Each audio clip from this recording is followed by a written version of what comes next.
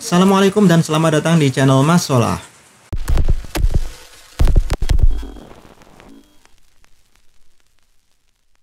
Ketemu lagi dengan saya Solah, dan kali ini saya akan membahas tentang nasib tenaga pustakawan di sekolahan di tahun 2023, khususnya yang non ASN atau tenaga honorer. Nah, jadi karena sebelumnya sudah pernah saya bahas di 2023 tenaga honorer dihapus. Nah, itu sudah bisa ditonton di video dengan klik tombol di atas. Nah, di situ saya membahas semua tenaga honorer dihapus dan dilakukan pendataan di tahun ini. Namun akhirnya banyak menimbulkan pertanyaan, khususnya bagi seorang guru yang statusnya sebagai tenaga pustakawan atau penjaga perpustakaan. Apakah dia akan dihapus juga, dan bagaimana proses pendataannya, dan karena dia kan guru tapi kok di perpustakaan, terus apakah masuk dapodiknya seperti apa? Itu banyak sekali pertanyaan seperti itu. Nah, saya akan menjelaskan yang terjadi di kota saya kepada teman-teman semuanya. Oleh karena itu, jangan lupa tonton video ini sampai selesai dan klik like dan klik tombol subscribe, dan juga aktifkan lonceng di sebelah tombol subscribe supaya tidak ketinggalan informasi dari Mas Solah. Dan juga yang sudah melakukannya, saya doakan semoga lolos dan diangkat menjadi P3K maupun CPNS di tahun ini maupun tahun depan. Baiklah, nah jadi saya akan membahas satu persatu. Yang pertama, video ini ditujukan bagi teman-teman yang saat ini menjabat sebagai penjaga pustakawan, penjaga perpustakaan atau pustakawan yang di lingkungan sekolah negeri, baik tenaga pustakawan asli maupun guru yang di dapodiknya terdaftar sebagai pustakawan. Nah, di sini yang saya akan bahas adalah pertama mulai dari ceritanya ya. Jadi kebetulan istri saya adalah anggota IP tingkat kabupaten di daerah saya, di kabupaten saya. Nah, di situ banyak aduan, terutama dari tenaga honorer yang saat ini bekerja di perpustakaan. Nah, di situ aduannya adalah apakah ikut didata atau tidak, karena yang didatakan semua yang bekerja di lingkungan pemerintahan. Nah, jawabannya itu didata.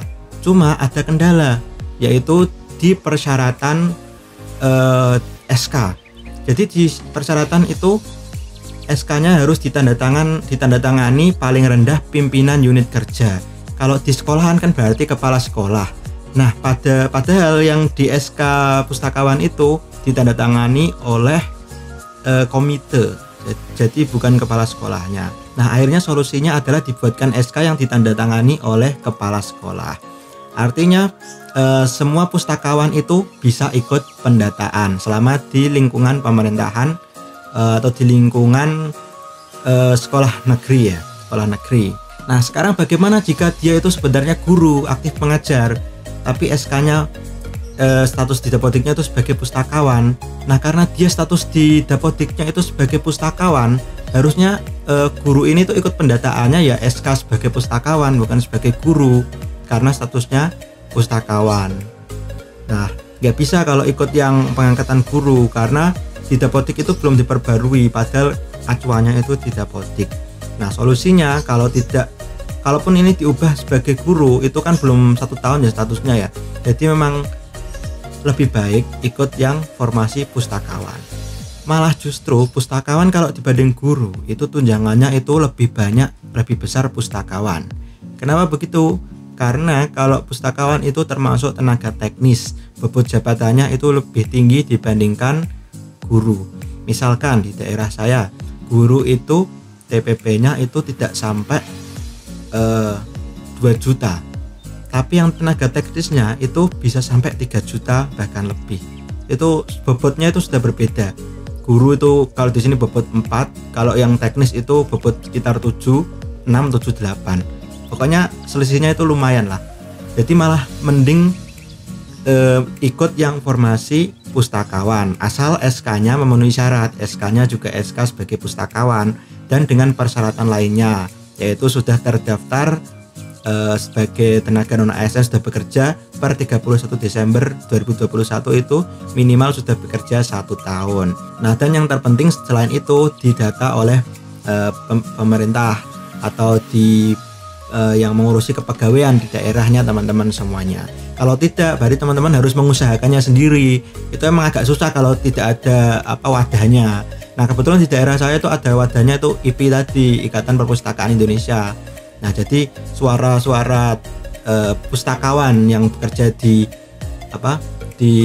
sekolah negeri itu menyuarakan, dan dari IPI itu menaikkannya ke dinas. Jadi ada kesepakatan antara dinas dan IPI tadi.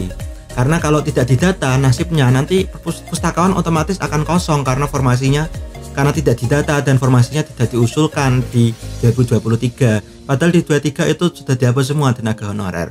Nah, karena itu biar mempermudah, tetap didata. Nah, bagi teman-teman yang saat ini mungkin nasibnya sama, mungkin bisa mengikuti cara seperti yang sudah saya sampaikan, membuat wadah, atau kalau mau mengusahakan sendiri juga bisa, namun mungkin agak sulit. Nah, kalau bisa segera dikejar sebelum September ini selesai, karena di akhir September akan sudah mulai dibuka ya pendaftarannya. Dan bagi teman-teman yang sudah memenuhi syarat, segera melakukan pengisian pendaftaran sebagai tenaga non ASN di websitenya BKN. Caranya sudah pernah saya bahas di video yang dapat diklik tombol di atas. Nah, demikian video pembahasan tentang tenaga non ASN yang statusnya sebagai pustakawan maupun guru yang menjabat sebagai pustakawan di sekolah negeri. Nah, semoga teman-teman segera diangkat.